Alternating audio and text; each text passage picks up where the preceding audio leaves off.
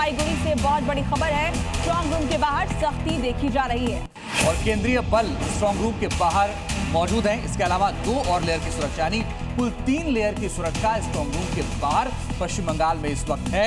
CCTV से निगरानी भी हो रही है। हालांकि आरोप प्रत्यारोप का दौर चल रहा है।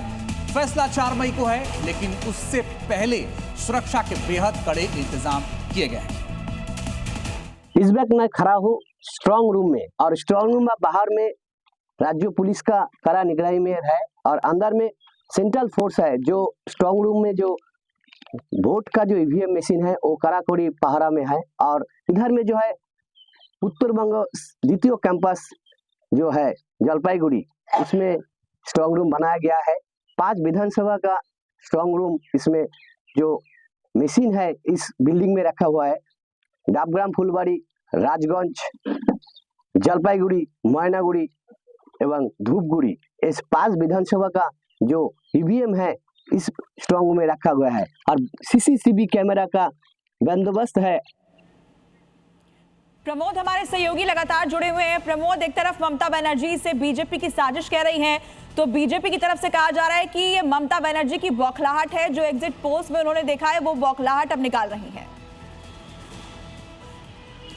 देखिए, बंगाल में मैं जितना रहा हूँ, जो समझ पाया हूँ, वो जो अब तक समझ रहा हूँ, वो जो रात को मैंने पॉलिटिकल ड्रामा देखा है, वो एक बात साफ कर रहा है कि फैसले तक ये का फासला है वो कट नहीं रहा है नेताओं से। रात हो या दिन हो, एक एक घंटा हो, उन पर देखिए बिल्कुल बेचैन कर रहा है।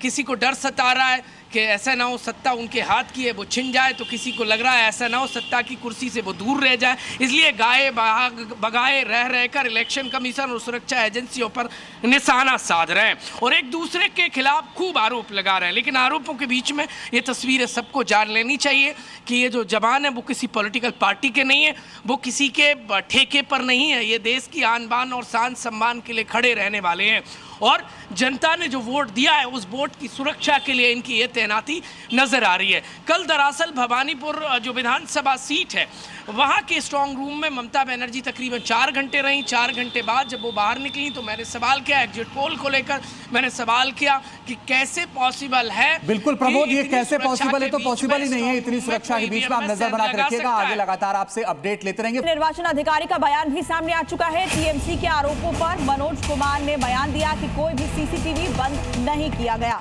स्ट्रांग रूम का फुटेज टेलीकास्ट किया जा रहा है और किसी तरह की कोई गड़बड़ी नहीं हुई। पश्चिम बंगाल के इलेक्शन कमिश्नर ने इस पर जवाब दिया है।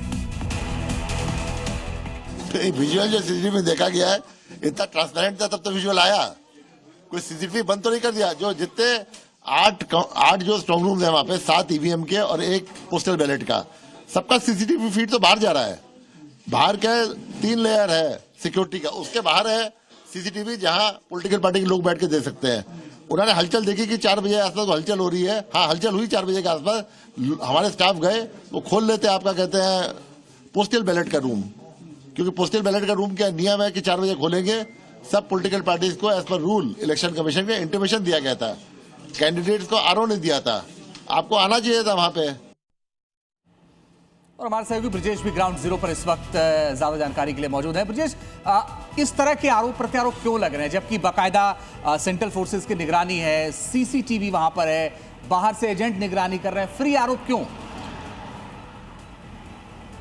देखिए, वोटिंग के दौरान भी हमने इसी मुद्दे पे कई लोगों से बातचीत की और लोगों का सीधा यही कहना था कि सियासी फायदा लेना है और उसी सियासी फायदे लेने के लिए आप किसी पे कुछ भी आरोप लगा दे। मैं एक बार फिर से आपको सिक्योरिटी दिखाता हूँ। ये देखिए, ये पहली लेयर है, आपको बंगाल पुलिस दिखाई देगी और इनके ठीक पीछे जो जवान हैं उनके हाथों में जो हथियार है वो दिखाने के लिए नहीं है, वो इसलिए है कि अगर कोई गड़बड़ी करेगा तो ये जवान उसको रोकेंगे भी। ये पहली सुरक्षा हो गई। अब यहाँ पे आपको ये बैरिकेड दिख रहा है, इस बैरिकेड के अंदर वही अलाउ है जिसको यहाँ पे निर्वाचन आयोग ने निर्धारित किया है, उसको पासेस दिए हैं, उसके कार्ड्स बने हैं, वही सिर्फ अंदर जा सकता है। अब इसके अंदर जाने पे भी आपको आईटीबीपी दिखेगी, अर्धसैनिक बल दिखेंगे, बंगाल पुलिस दिखाई देगी, सीसीटीवी कैमरा दिखाई देगा। तो ये संभव बिल्कुल, जहां तक मैं अब तक समझ पाया हूं पूरे इलेक्शंस में, कहीं भी संभव नहीं लगता कि कहीं कोई छेड़छाड़ कर भी पाएगा, क्योंकि अगर किसी इंसान की नजरों से कोई बच जाएगा तो सीसीटीवी कैमरे की नजर से बचना नामुमकिन है। तो मोटे तौर पे पे हम ये जरूर कह सकते हैं कि चुनाव के दौरान भी,